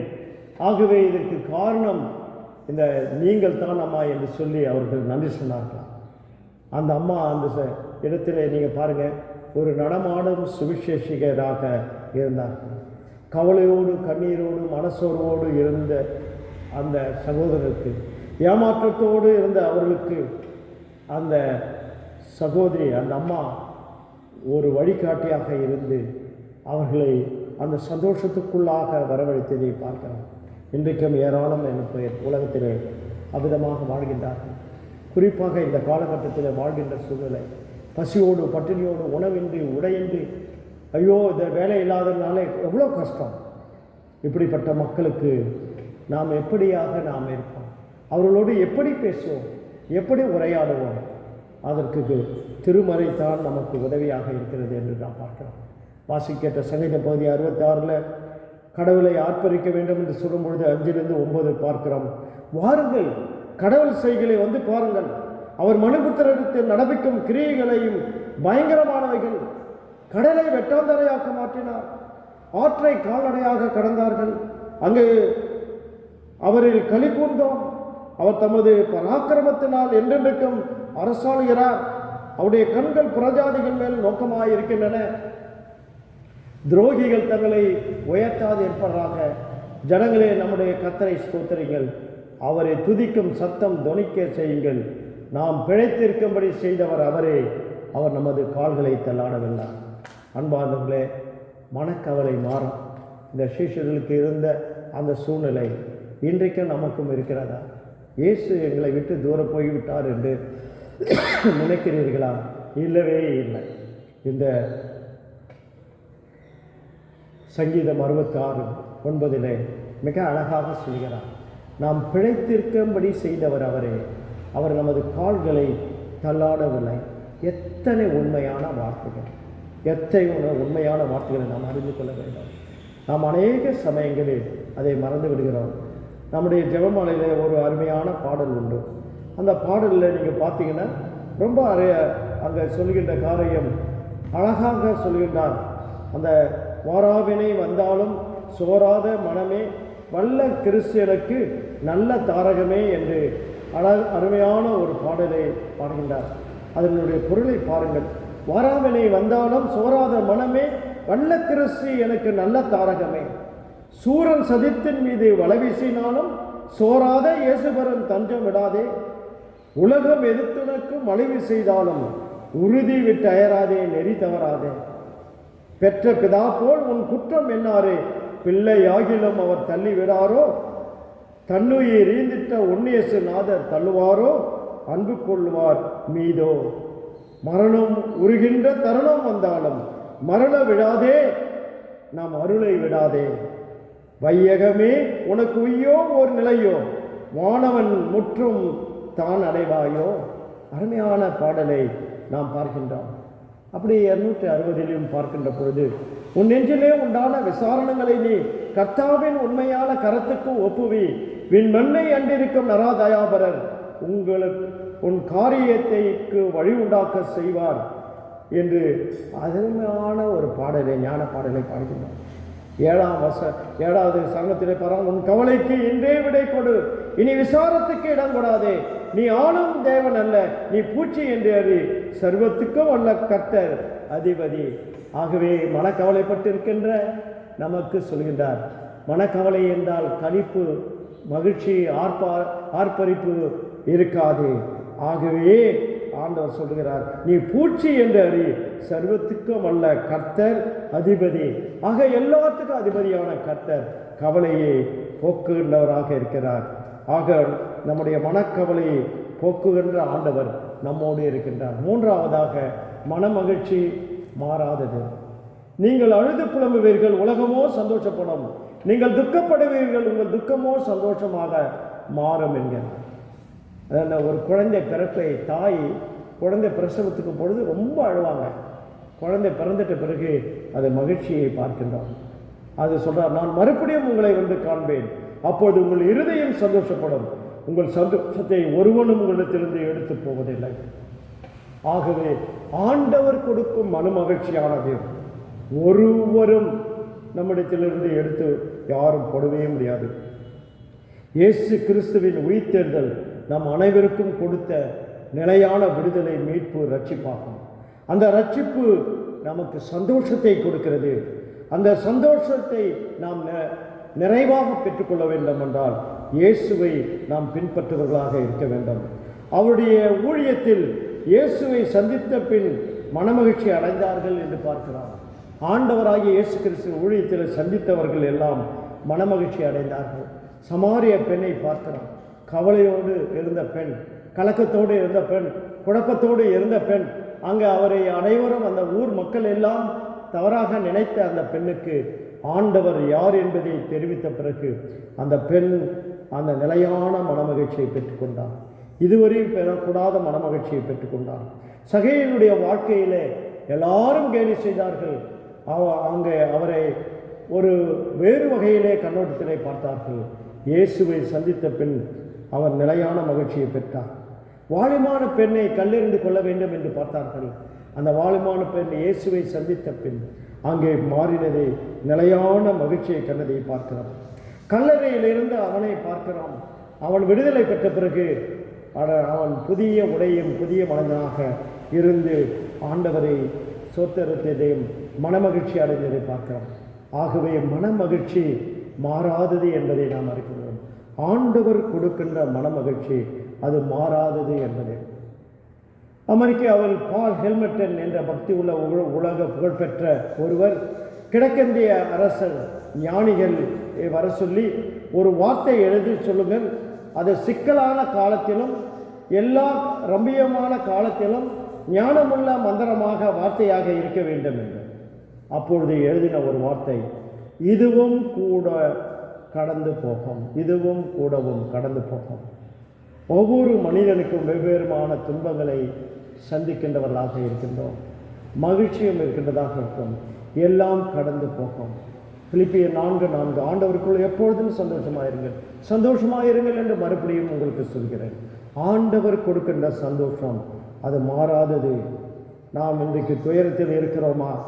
அன்பார்ந்தவர்களே, உனக்காக ஆண்டவர் இன்றைக்கு சொல்கின்ற காரணம், எல்லாம் கடந்து போகும், எல்லாம் இதுவும் கடந்து போகும், நான் கடந்து போகாத ஆண்டவனாய் உங்களோடு இருக்கிறேன் என்று சொல்கிறார். மேன்மை உயர்வு அடைந்து விட்டாயா? சந்தோஷத்தில் தளர்ந்து அங்கே தள்ளாட அடைந்தாயா? சந்தோஷம் வந்துச்சா, ரொம்ப உயர்வு வந்துச்சுன்னா அவ்வளோதான். அவங்களுக்கு கை கால் எதுவும் தெரியாது. அது சொல்லுவாங்க, ஒன்றுமே தெரியாத ஆள் இருக்கிறார் பாருங்க, சும்மா கொஞ்சம் அவருக்கு வந்துட்டு பிறகு தலைக்கேடா அவர் இருக்கிறார் என்று. மேன்மை உயர்வு அடைந்து விட்டாயா? சந்தோஷத்திலே தள்ளாடாதே, மனதை கட்டுப்படுத்தி, இதுவும் கூட கடந்து போகும். ஆபத்தில் இருக்கிறாயா? மனமடைந்து பாய்கிறாயா? நம்பிக்கை கொள், இதுவும் கடந்து போகும். வெற்றியும் புகழ்வாளும் மம்மதை கொள்கின்றாயா? பெரிய ராஜா போல அதிகாரியாக நினைக்கிறாயா? என்னை தவிர யாரும் இல்லை என்று நினைக்கிறாயா? எனக்கு எல்லாம் அதிகாரம் இருக்கிறது என்று நினைக்கிறாயா? இதுவும் கடந்து போய்விடும். நீ யாராக இருந்தாலும் இதுவும் கடந்து போகும் என்று அந்த கவிஞன் சொல்கின்றான்.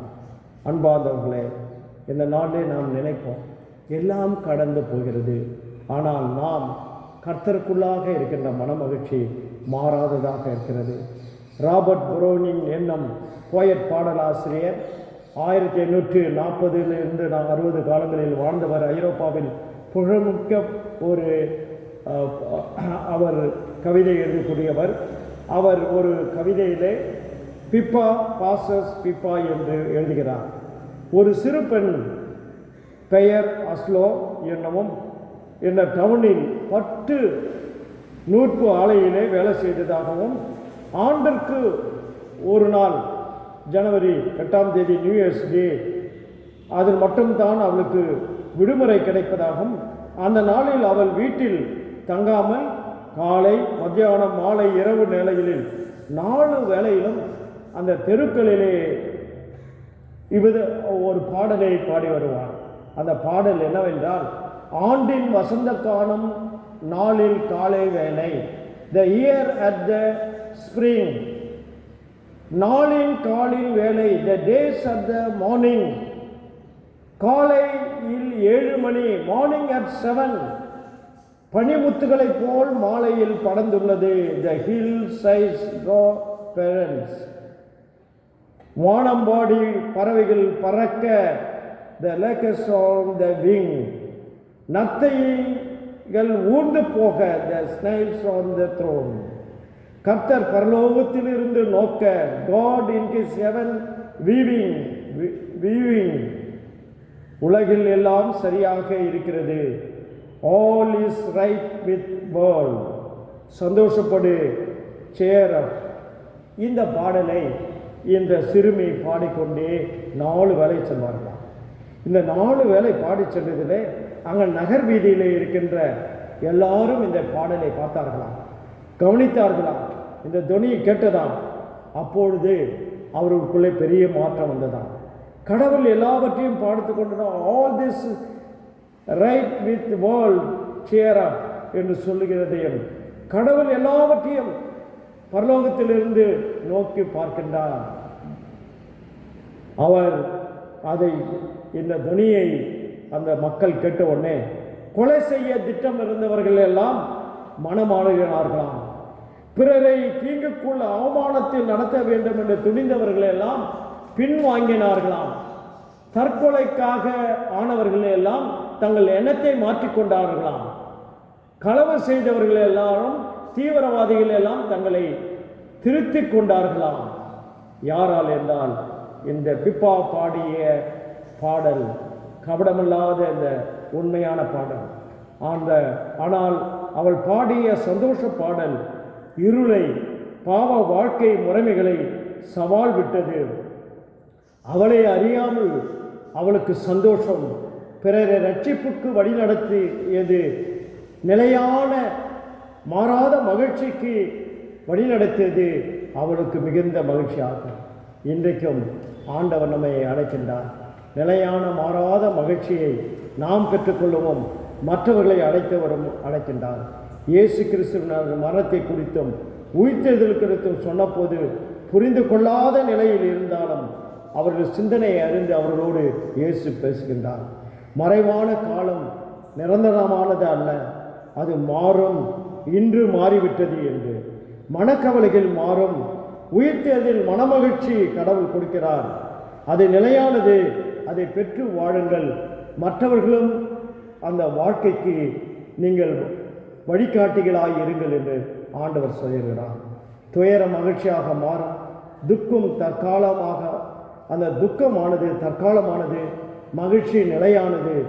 துன்பத்தின் மத்தியிலும் நமக்கு இன்பம் அளிப்பவர் ஆண்டவராகிய இயேசு கிறிஸ்து. அவர் நமக்கு இன்பம் அளித்து ஆசீர்வதித்து வழிநடத்தி காப்பாராக. ஆமென். பிராமுடைய சொல்லி முடியாத யோகாவ ஸ்தோத்திரம். நம்முடைய ஆண்டவராகிய இயேசு கிறிஸ்துவின் கிருபை, கடவுளின் அன்பு, பரிசுத்தாவின் ஐக்கியம் நம் அனைவருடன் இருப்பதாக. ஆமென். கிறிஸ்துக்குள் அன்பானவர்களே, மே மாதம் தொடங்கிவிட்டது. இன்றும் நமக்கு இந்த ஊரடங்கு சட்டம் இருக்கின்றன, அமலுக்கு இருக்கின்றன. இது நம்முடைய நலனுக்காக இருக்கின்றன. ஆண்டவர் கோயிலை மூடவில்லை. கோயிலை மூடுவதற்கு காரணமானவர்கள் நாம் தான். ஏனென்றால் ஆண்டவர் நமக்கு கொடுத்த திறமைகளை தவறான முறையிலே பயன்படுத்தினால்தான் இந்த வைரஸ் உண்டானது. ஆக நாம் இந்தியர்கள் இல்லை, அது வேறே எங்கிருந்தோ வந்தது. இருப்பினும் சரி, ஆனால் இந்த நாளில் இப்படி இருக்கின்ற சமயத்தில் நமக்கு மிக இந்த கொடூரமான சூழ்நிலை எல்லாரும் வெளியே போக முடியல, எவ்வளோ நாள் தான் வீட்டில் இருப்போம், இந்த கஷ்டம், பிள்ளைகள் கஷ்டம், வேலைக்கு போகிறவர்கள், தினசரி கூலியாளர்கள் எல்லாமே கஷ்டம், ரொம்ப ரொம்ப கஷ்டம். ஆனாலும் அந்த இதில் நாம் கர்த்தர் நமக்கு இந்த பொறுமையை அளிக்கிறார்கள். நம்முடைய துக்கம் மாறும் என்று சொல்லுங்கள். நாம் அதனால் துக்கம் மாறும்பொழுது நாம் மகிழ்ச்சியோடு களிப்போடு பாட வேண்டும் என்று நம்மை ஆண்டவர் அழைக்கிறார். என்று பாடின பாடல்களில் எல்லாம் நாம் அக்களிப்போடு ஆண்டவரை கழித்து பாட நம்ம அழைக்கிறார். ஏனென்றால் எல்லா சூழ்நிலையிலும் நம்மோடு கூட இருக்கிறவர். ஆக நீங்கள் கவலைப்படாமல் மகிழ்ச்சியாக இருக்கிறவர்களை ஆண்டவரை துதிக்க அன்போடு கேட்டுக்கொள்கின்றேன். இரண்டாவதாக சொல்லும் பொழுது திருவிருந்து பெறவில்லையே என்று. இப்படி நாம் ஒருவேளை நம்ம இந்த ஊரடங்கு திட்டத்தை விலகி கொண்டாலும் திருவிருந்து எப்படி நாம் அளிக்கப்பட வேண்டும் என்பதும் இங்கே உலகளவிலே சுகாதார வேர்ல்டு வைஸ் அங்கே ஹெல்த் ஆர்கனைசேஷன் பேசிக்கொண்டிருக்கிறது. எப்படி இந்த திருவிருந்தை பரிமாற முடியும்? ஏனென்றால் ஒருவருக்கு ஒருவர் கொடுக்கின்ற பொழுது அது ஒருவேளை உள்ளே இருக்கின்ற கிருமிகள் அது கிரியை செய்ய விடுமோ என்று பல ஆய்வுகளும் செய்து கொண்டிருக்கிறார். இதையும் நாம் கேர்ஃபுல்லாக பார்க்கணும். சரி, எப்படித்தான் திருவிருந்து பெற முடியும்? நான் இந்த வாட்ஸ்அப்பில் சில நிகழ்ச்சிகளை பார்த்து கொண்டிருந்தேன். அதில் பார்க்கும்பொழுது அங்கே ஒரு அருமையான காரியங்கள், ஒவ்வொரு வீட்லேயும் அவர்கள் அப்பத்தையும் ரசத்தையும் வைத்து அவங்க குடும்பமாக அமர்ந்து பாடல்களை பாடி பாவ அறிக்கையை அவர்களே அறிக்கை செய்து அவர்களே பாவ மன்னிப்பும் பெற்று அவர்களே கர்த்தாவே என் இருதயத்துக்குள் வர நான் தகுதியற்றவன் என்பதை சொல்லி அவருடைய மொழியில் பல்வேறு மொழிகளில் நடந்து அவர்களே அந்த அப்பத்தையும் திராட்சை ரசத்தையும் ஆசீர்வதித்து அவர்களுக்குள்ளாகவே அவர்கள் பரிமாறினார்கள். இது ஒரு வகையான அந்த காலத்திலே ஆதி காலத்திலே நடந்த திருவிழா. நாம் ஒருவேளை இவைகளெல்லாம் நடத்த முடியுமா என்றால் இறையில் சார்ந்து இதில் எந்த தவறும் இல்லை என்று நினைக்கிறேன். ஆனால் பாரம்பரியத்தை சார்ந்து இது சபை குரு தான் இதை கான்சிகரேஷன் பண்ண வேண்டும் என்ற ஒரு முறை இருக்கின்றதுனாலே இதை நாம் தவிர்த்து விடுகிறோம். ஆனாலும் நீங்களும் இதை ஆண்டவராகிய இயேசு கிறிஸ்து ஒரு மேல் வீட்டிலே உணவு இருந்துகின்ற பொழுது செய்ததை உங்கள் வீட்டிலே நீங்கள் அதை என்ன செய்யலாம் என்றால், ஆண்டவரே இத்தனை முறை நாங்கள் திருவிருந்து எடுக்க முடியவில்லை, நாங்கள் திருவிருந்து எடுப்பதற்கு எங்கள் உணவையே நீர் உங்களுடைய உணவாக எங்களுக்கு மாற்றித்தாரோம் என்று சொல்லி நாம் பாவ அறிக்கை ஜெபங்களை ஏறெடுப்போம், விசுவாச பிரமாணத்தை ஏறெடுப்போம், நாம் கர்த்தருடைய அப்போஸ்தலனை கட்டளையை சொல்லுவோம். எல்லாரும் ஒருமித்து ஜெபித்து அதை உண்ணும்படியாக அவரை அன்போடு கேட்டுக்கொள்கின்றேன். நான் சிறு வயதில் இருக்கும்போது என்னுடைய தகப்பனார் காலையிலே தூங்கி எழுந்த உடனே எல்லாரும் ஜெபத்தில் முழங்கால் பண்ண 6 மணிக்கெல்லாம். அப்போ பண்ண உடனே எல்லாம் தூக்கத்திலே அப்படியே பண்ணோம். இறக்கமுள்ள பராதனை ஏழப்பாவியாக நான் உமக்கு முன்பாக விழுந்து அது ஜெபம் பண்ணிட்ட பிறகு உடனே விசுவாச பிரமாணம். அப்புறம் எங்கள் தகப்பனார் ஜெபம் பண்ணி ஆசீர்வாதம் பண்ணுவாங்க. ஆகவே நாம் ஒவ்வொரு நாளும் நாம் பாவ அறிக்கையை செய்வது அவசியம்.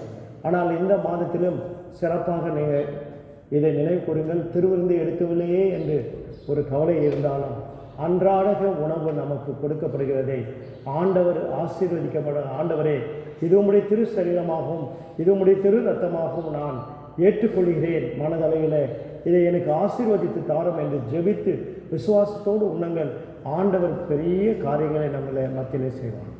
மூன்றாவது நாம் சொல்ல வேண்டாம்னா, நம்முடைய திருச்சபையின் மூலமாக அநேக உதவிகளை நாம் செய்திருக்கின்றோம். நாம் அந்த இந்த ரிலீஃப் ஒர்க்கு அதிகமாக செய்திருக்கின்றோம். ஏறக்குறைய நியர்லி 50 lakhs 50 லட்சத்துக்கு மேலே நாம் செய்திருக்கிறதை நாம் அறிவோம். இது எப்படி நடந்தது என்று நாம் நினைத்து கூட பார்க்க முடியல. கர்த்தர் பெரிய காரியத்தை உங்கள் மூலம் நடத்தினார். இன்னமும் இது முடிவடையவில்லை, தொடர்ந்து நாம் செய்ய கடமைப்பட்டிருக்கிறோம். அதனால் தொடர்ந்து ஜெபியுங்கள், தொடர்ந்து செய்யுங்கள். அதோடு கூட நாமும் நம்முடைய மக்களுக்கு மட்டும் கொடுத்து விட்டால் போதுமா? ஆண்டவர் நியாய தீர்ப்பில் கணக்கு கேட்பார். ஆகவே இங்கே இருக்கிற ஜிப்சிஸ் மற்றும் இருக்கிற ட்ரைபல் பீப்புள் அநேகருக்கு நாம் கொடுத்திருக்கின்றோம். அவர்களுக்கு கிடைத்த மகிழ்ச்சி. அநேகர் கிறிஸ்தவர்களாக இருக்கிறாங்க. நான் இதை சொல்லப்போனால் டேனியல் ஜெயக்குமார் ஐயாவுக்கு நான் அதிகமாக நன்றி செலுத்த வேண்டும். அதே போல் ரெவரண்ட் இயேசுப்பிள்ளை ஐயாவும் இவர்கள் நரிக்கொருவர் மத்தியிலே அதிகமாக வேலை செய்கிறார்கள். நம்முடைய திருச்சென்னை மூலமாக செயலர் மூலமாக 67,000 ரூபாய் நமக்கு கிடைக்கப்பெற்றது.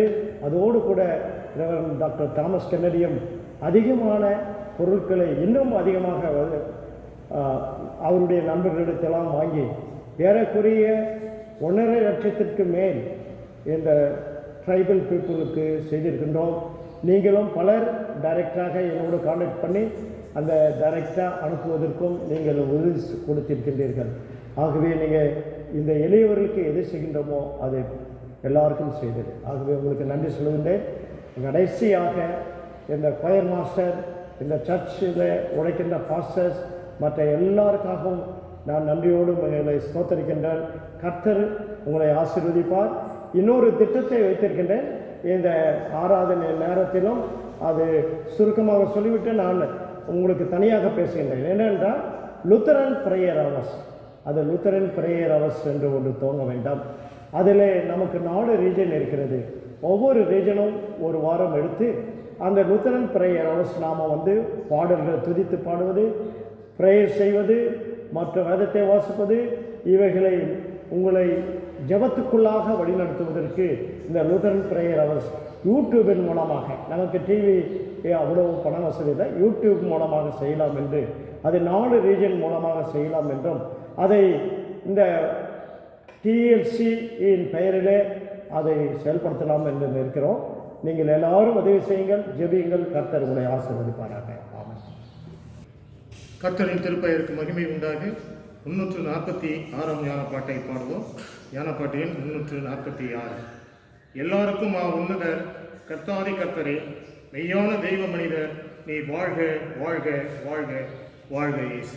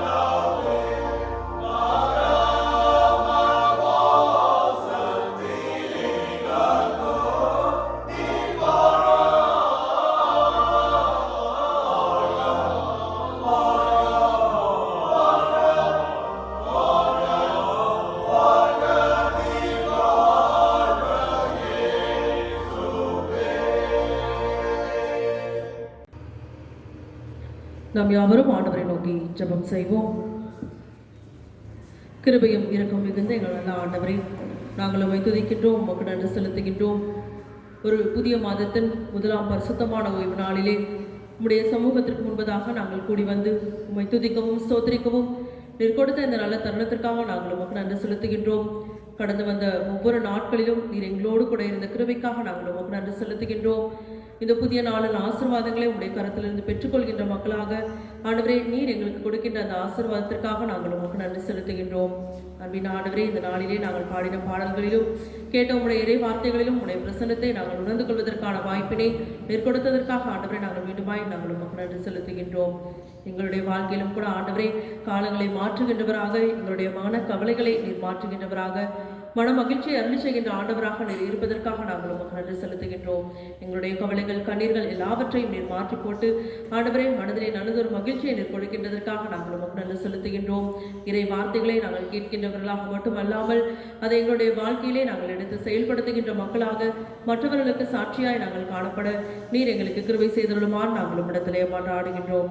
அன்பின் ஆண்டவரே, எங்களுடைய திருச்சபையை நீர் கண்ணோக்கி ஆசீர்வதித்திருக்கின்ற கிருபைக்காக நாங்கள் உமக்கு நன்றி செலுத்துகின்றோம். அன்பின் ஆண்டவரே, எங்களுடைய பேராயரையும் குருமாரையும் ஆலோசனை சங்கத்தார் மற்றும் எங்கள் சபையிலும் சபை நிறுவனங்களில் உழைக்கிறவர்களையும் பிற இடங்களில் வேலை செய்கின்ற எங்கள் சபையார் ஒவ்வொருவரையும் ஆண்டவரே நீர் ஆசீர்வதிக்கின்ற கிருபைக்காய் நாங்கள் உமக்கு நன்றி செலுத்துகின்றோம். இந்த இக்கட்டான சூழ்நிலைகளிலும் கூட ஆண்டவரே இல்லத்திலிருந்து அவர்கள் பெற்றுக்கொள்கின்ற இந்த ஆசீர்வாதத்திற்காக நாங்கள் உமக்கு நன்றி செலுத்துகின்றோம். ஆண்டவரே, இந்த ஆராதனையை பார்த்து கொண்டிருக்கின்ற ஒவ்வொரு மக்களையும் நீர் ஆசீர்வதித்தருளுமாறு நாங்கள் உம்மிடத்திலே மன்றாடுகின்றோம். அவர்களுடைய தேவைகள் ஒவ்வொன்றையும் நீர் கண்டு அவர்களுக்கு அந்த தேவைகளை நிறைவேற்றி கொடுத்துள்ளுமாறு நாங்கள் உம்மிடத்திலே மன்றாடுகின்றோம். எங்களுடைய திருச்சபையின் வழியாக ஆண்டவரே இந்த பாதிக்கப்பட்டிருக்கின்ற மக்களுக்கு ஆண்டவரே பொருளாதார தேவைகளோடு கூட காத்திருக்கின்ற மக்களுக்கு நீர் கொடுத்த ஆண்டவரே அந்த நிதிக்காக நாங்கள் உமக்கு நன்றி செலுத்துகின்றோம். அன்பின் ஆண்டவரே, இன்னும் தேவையில் இருக்கின்ற மக்களை நாங்கள் கண்டு சந்திக்கவும் அவருடைய தேவைகளை நிறைவு செய்வதற்காக ஆண்டவரை ஏற்படுகின்ற பொருளாதார தேவைகளை மற்றவர்களிடத்திலே இருந்து நாங்கள் பெற்று ஆண்டவரை தேவையில் இருப்பவர்களுக்கு நாங்கள் கொடுக்க நீர் எங்களுக்கு கிருபை செய்துள்ளுமாறு நாங்கள் உம்மிடத்திலே மன்றாடுகின்றோம். அன்பின் ஆண்டவரே, இந்த கொரோனா தொற்றின் மூலமாக பாதிக்கப்பட்டிருக்கின்ற மக்களுக்காக நாங்கள் உம்மிடத்திலே வருகின்றோம். விரைவிலே பூரண சுகத்தை நீர் கட்டளையிட்டருளுமாறு நாங்கள் உம்மிடத்திலே மன்றாடுகின்றோம். இழப்பின் மத்தியிலே காணப்படுகின்ற மக்களுக்கு நீர் தாமே மன ஆறுதலையும் தைரியத்தையும் ஏற்படுத்தருளுமாறு நாங்கள் உம்மிடத்திலே மன்றாடுகின்றோம். அன்பின் ஆண்டவரே, விரைவிலே நாங்கள் எங்களுடைய இயல்பான வாழ்க்கைக்கு நாங்கள் திரும்பி ஆண்டவரே உம்முடைய சமூகத்திலே ஒரு குடும்ப மக்களாய் நாங்கள் கூடி வந்து உம்மை துதிக்கவும் சோதரிக்கவும் நெற்கிருபை செய்தருளுமாறு நாங்கள் உம்மிடத்திலே மன்றாடுகின்றோம். எங்களிடத்திலே காணப்படுகின்ற குற்றங்கள் குறைகள் எல்லாவற்றையும் நீர் மன்னித்து நீர் எங்களை ஆசீர்வதிக்குமாறு நாங்கள் உம்மிடத்திலே மன்றாடுகின்றோம். உம்முடைய பிரசன்னம் தொடர்ந்து எங்களோடு கூட இருக்க நெற்கிருபை செய்தருளும். நீதாமே எங்கள் ஒவ்வொருவரையும் பொறுப்பெடுத்து வழி நடத்தும். இப்ப இயேசு கிறிஸ்துவின் வழியாய் கேட்கிறோம் எங்கள் ஜீவனுள்ள நல்ல கடவுளே, ஆமென். நாம் அனைவரும் இணைந்து ஆண்டவர் இயேசு கற்பித்த ஜெபத்தை சொல்லுவோம். பரமண்டலங்களில் இருக்க எங்கள் பிதாவே, உம்முடைய நாமம் பரிசுத்தப்படுவதாக, உம்முடைய ராஜ்யம் வருவதாக, உம்முடைய சித்த பரமண்டலத்திலே செய்யப்படுவது போல பூமியிலேயும் செய்யப்படுவதாக. அன்றுள்ள ஆகாரத்தை எங்களுக்கு தாரும். எங்கள் கடன்காரருக்கு நாங்கள் மன்னிக்கிறது போல எங்கள் பாவ குற்றங்களை மன்னியும். எங்களை சோதனைக்குள் பிரவேசிக்க பண்ணாதரும். தீமை நிறுத்திக் கொள்ளும். ராஜ்யமும் வல்லமையும் மகிமையும் என்னென்றைக்கும் உடையவர்களே இயேசுவாகும். ஆமென்.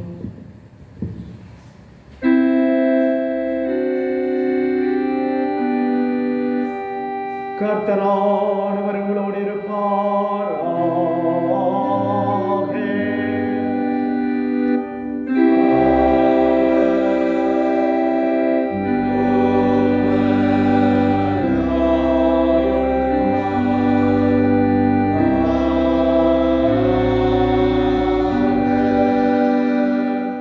கர்த்தரானவருடைய ஆசீர்வதித்து உன்னை காப்பார்.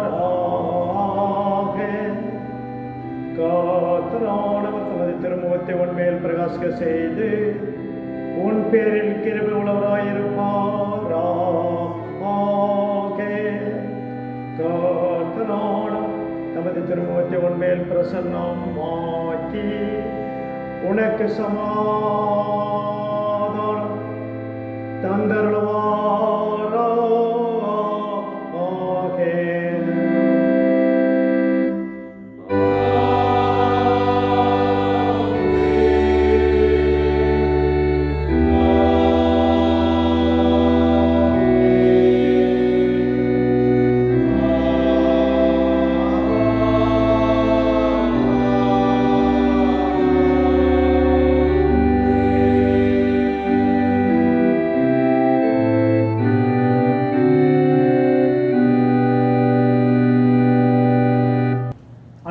இந்த வருகின்ற வெள்ளிக்கிழமை மிக முக்கியமான நாள், ஜெபதப ஒரு சந்திய நாள்.